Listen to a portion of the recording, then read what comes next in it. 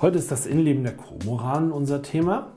Die Kormoran ist ein sehr wendiger kleiner Tonnenleger, dessen Original in der Schlei, einem der wenigen Ostseefjorde Deutschlands, ihren Dienst tut. Dieses Modell ist schon ein wenig älter, zeigt aber sehr schön, wie die Fernsteuerkomponenten zusammenarbeiten, um mehr als nur das Ruder und die Steuerung bedienen zu können.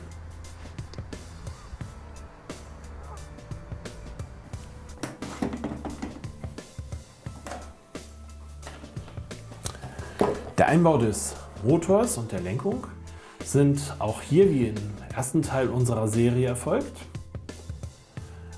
Der Akku liegt schön tief. Hier wird der Strom vom Akku auf die verschiedenen Verteiler aufgeteilt und davon haben wir in der Kormoran schon deutlich mehr als in der Paula. Auch hier beginnen wir beim Empfänger. Dieser hier hat 8 Kanäle. 2 sind schon belegt durch das Ruderservo und den Fahrtenregler.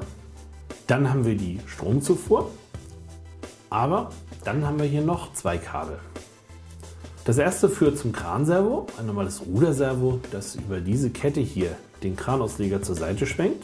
Servos sollen ja eigentlich schnell und zügig reagieren. Zusätzlich sind sie durch das Getriebe in ihrem Inneren auch noch sehr kräftig. Damit es bei einer Störung oder einer Fehlbedienung kein Kleinholz an Deck gibt, sitzt hier dieser Elektronikbaustein, ein Servoverzögerer. Er sorgt dafür, dass das Servo die eingestellte Position viel langsamer anfährt als ohne.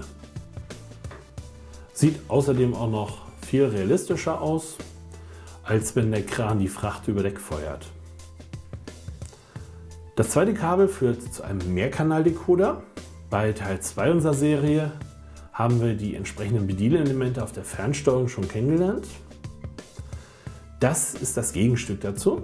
Hier werden die verschiedenen Befehle, die auf einem Senderkanal zusammengefasst wurden, wieder auseinandergezogen und auf die einzelnen Funktionen angewendet.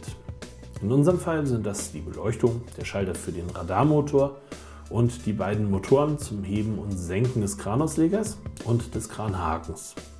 Bei Verbrauchern mit kleiner Stromaufnahme wird der Strom vom Akku in den Decoder eingespeist, hier drin geschaltet und kann hier dann direkt zum Verbraucher weitergeleitet werden. Beispiele dafür wären die Lichter hier. Wenn aber mehr Strom benötigt wird, wie zum Beispiel bei den Kranmotoren, dann schaltet der Strom aus dem Decoder nur ein Relais. Wenn der Decoder den Strom freigibt, fließt dieser dann zu einem Magneten und dieser betätigt einen größeren Schalter. Der lässt den höheren Strom für den Motor dann durch. Diese Relais hier sind für die Kranmotoren und auch den Motor des Radargerätes. Wenn sich dann keine Fehler eingeschlichen haben, lassen sich aus diesem einen Kanal jede Menge Funktionen herausholen. Beim nächsten Teil unserer Serie, den Link dazu findet ihr dann hier unten und natürlich in der Beschreibung, werden wir dann einen Blick in ein Modell mit Mehrschraubenantrieb werfen, nämlich unsere Assis. Wer den Bodenseeversorger noch nicht kennt, der kann da schon mal einen Blick darauf werfen. Die Assis ist nämlich eines unserer Schwerwetterschiffe und hat schon so manches durchgestanden. Auch den Link findet ihr natürlich ebenfalls unten in der Beschreibung. Wie immer gilt natürlich, solltet ihr Fragen dazu haben, schreibt sie unten in die Kommentare.